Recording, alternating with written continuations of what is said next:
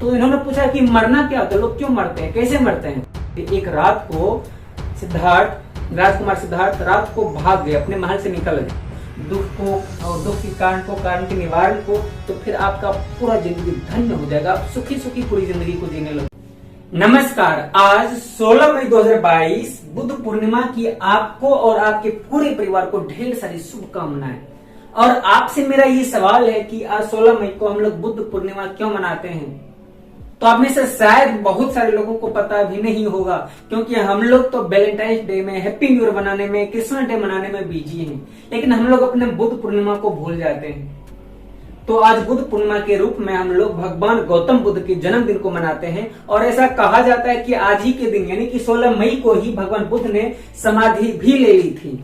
भगवान बुद्ध हमारे भारत देश में ज्ञान प्राप्त किए और हम लोगों को इतनी बड़ी शिक्षा दी, सिर्फ हम लोगों को नहीं बल्कि पूरी दुनिया को ज्ञान दे करके गए हैं। उनके लिए हम लोग बुद्ध पूर्णिमा मनाना भूल जाते हैं। चलिए हम लोग इनके बारे में कुछ जानकारी प्राप्त करते हैं, इनसे कुछ सीखने की कोशिश करते हैं। तो सबसे पहले हम लोग चर्चा करते हैं भगवान बुद्ध के बुद्ध बनने की यात्रा को। भगवान बुद्ध का जन्म नेपाल के लुम्बिनी नामक जगह पर एक राजा शुद्धोधन के यहाँ पे हुआ था।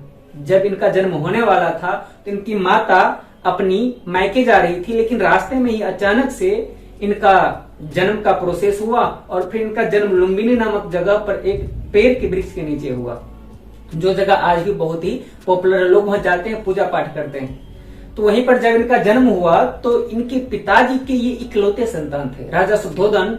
तो बहुत बुढ़ापे में, बहुत दिन के बाद, बहुत मन्नतें मांगने के बाद इनका जन्म हुआ। तो राजा शुद्धोधन के ये इकलौते पुत्र थे। तो राजा चाहते थे कि ये एक दिन आगे जाकर उनकी गद्दी संभाले, बहुत बड़े सम्राट बने।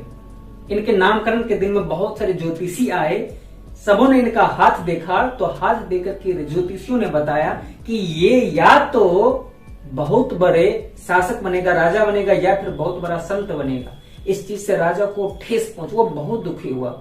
उन्होंने ज्योतिषियों से पूछा कि इसका उपाय बताइए कि ये संत नहीं बने, राजा बन जाए भले लेकिन संत नहीं बने, साधु नहीं बने, तो इसका क्या उपाय है। तो ज्योतिषियों ने इनके पिताजी को सलाह दिया कि इनको हमेशा दुख दर्द से, बीमारी से, बुढ़ापा से, सन्यासियों से दूर रखिए, तो हो सकता है कि इनके अंदर सन्यास नहीं जगे।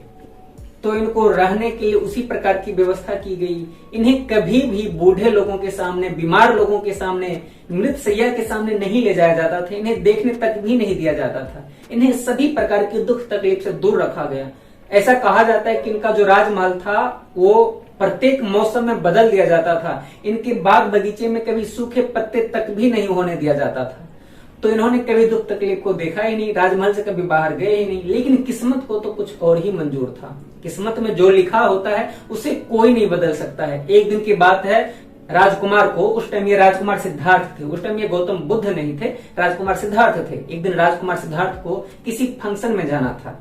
तो राजा ने पूरे नगर में घोषणा करवाया कि राजकुमार सिद्धार्थ घर से निकल करके बाहर जा रहे हैं, तो उनके रास्ते में कोई भी बूढ़ा इंसान नहीं आना चाहिए, कोई भी बीमार इंसान नहीं आना चाहिए, कोई सन्यासी नहीं आना चाहिए, कोई मृत शैया नहीं गुजरना चाहिए उस रास्ता से। उस रास्ते में पूरे रास्ते को हरा भरा कर दिया गया, प्रत्येक सूखे पत्ते को वहां से हटा लिया गया। लेकिन किस्मत को तो कुछ और ही मंजूर थी। जब ये रास्ते में निकले तो इन्हें सबसे पहले एक बूढ़ा इंसान दिखा जो कि झुक करके चल रहा था। तो राजकुमार सिद्धार्थ ने अपने सारथी से पूछा कि सारथी, मुझे बताओ कि ये क्या है, ये इस प्रकार से क्यों चल रहा है, इस इंसान को क्या तकलीफ है। तो सारथी ने मना किया। सारथी ने बोला कि मुझे आपको इस चीज के बारे में बात करने का आदेश नहीं है। तो राजकुमार सिद्धार्थ बोले कि मैं तुम्हें हुक्म देता हूँ, आदेश देता हूँ, तुम मुझे बताओ, वरना मैं तुम्हें यही खत्म कर दूंगा, मार दूंगा। तो सारथी को आखिरकार इन्हें बताना पड़ा। सारथी ने बताया कि महाराज ये बूढ़े लोग हैं। तो इन्होंने पूछा कि बूढ़ा क्या होता है। तो सारथी बोला कि महाराज एक दिन सब लोग बूढ़े होते हैं। तो सिद्धार्थ पूछे कि क्या मैं भी बूढ़ा हो जाऊंगा। तो उसने बोला कि हाँ, आप भी बूढ़े हो जाएंगे, आप भी बूढ़े होंगे, मैं भी बूढ़ा होऊंगा, पूरा दुनिया को एक ना एक दिन बूढ़ा होना होता है। तो फिर रथ आगे बढ़ा।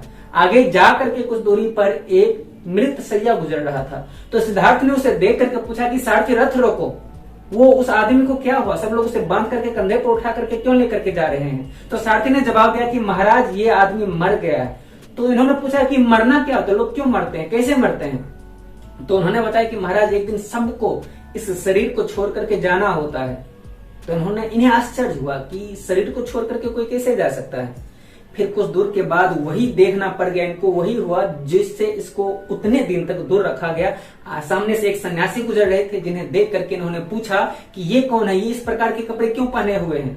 हालांकि इनको तो सब दिन से राजमहल में रखा गया, वहां पे राज ठाठ बाट में रखा गया, वहां पर तो सब लोग सुंदर सुंदर कपड़े पहनते थे। तो सारथी ने बताया कि ये एक साधु है, संत है। तो इन्होंने पूछा कि संत क्या होता है, साधु क्या होता है। तो सारथी ने जवाब दिया कि महाराज, संत वो लोग होते हैं जो पूरी दुनिया को छोड़ करके, त्याग करके, दुनिया की सभी दुख तकलीफ सुख अपने घर परिवार को छोड़ करके वैराग्य धारण कर लेते हैं, उसे संत कहा जाता है, साधु कहा जाता है। फिर इसके बाद इनके दिमाग में कुछ अलग ही चलने लगा, ये वापस लौट करके अपने घर आ गए।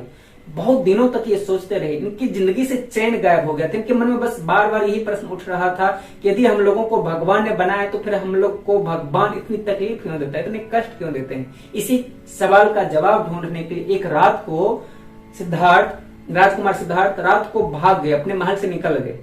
और उसके बाद से इन्होंने वैराग्य धारण कर लिया और उसी के बाद से इन्होंने बिहार में ही अपना ज्ञान प्राप्त किया, दिव्य ज्ञान की प्राप्त किया। उसके बाद ये बन गए गौतम बुद्ध। महाराज राजकुमार सिद्धार्थ से बन गया भगवान बुद्ध बन गए।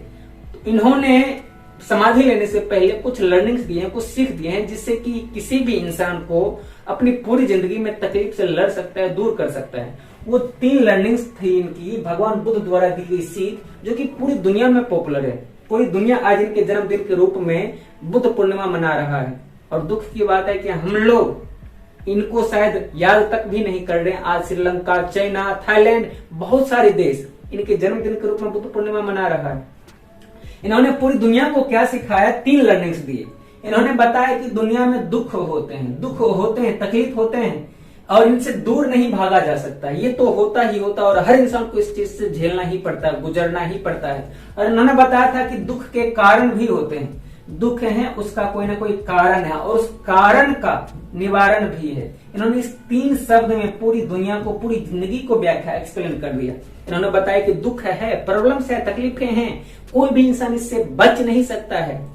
प्रत्येक इंसान की जिंदगी में दुख को आना ही आना है। और बताया था कि इनका कारण भी है और इनके कारण, दुख का कारण, सबसे बड़ी कारण जो है वो इन्होंने इच्छा को बताया था। इच्छा को, दुख का सबसे बड़ा कारण जो वो इच्छा है, मोह है, किसी भी चीज के प्रति लगाव, लोभ, यही सब के कारण है दुख।